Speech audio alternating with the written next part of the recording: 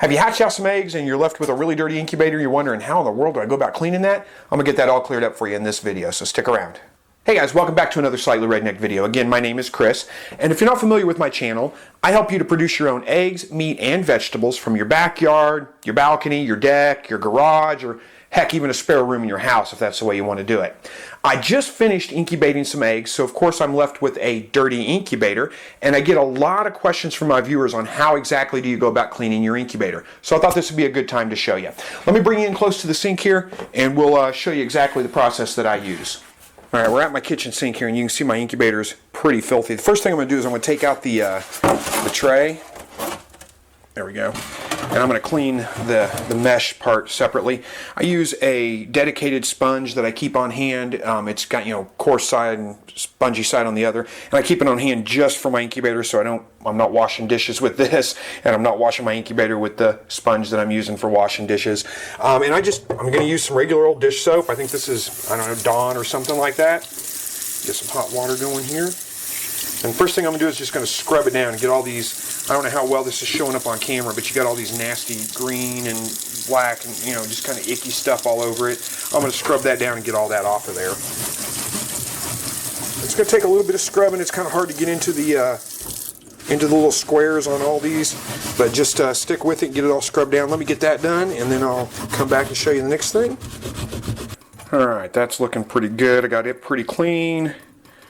It's kind of a pain sometimes to get all the stuff out, and you don't have to get it just completely spotless. Some of that stuff's going to stain a little bit, but do your best to get it pretty much as clean as you can.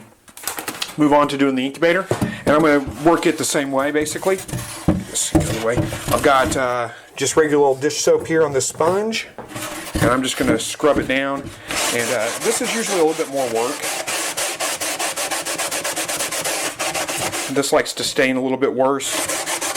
Okay, you're never going to get all of this stuff out of here. It always seems to just be stained up a little bit. A couple spots like right here, I can probably scrub on and get a little bit more out. You can see maybe that little spot right there. And there's one down here in the groove here. So I'm going to scrub at those for a minute or two.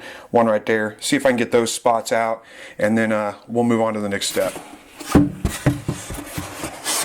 Alright, some of that came out, some of it didn't. You can still see a couple of these little spots here. I scrubbed at them and scrubbed at them, but they're not coming out. They're stained. They're permanent stains.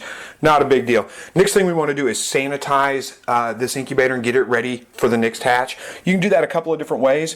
One way is to get a spray bottle, 32-ounce spray bottle or whatever.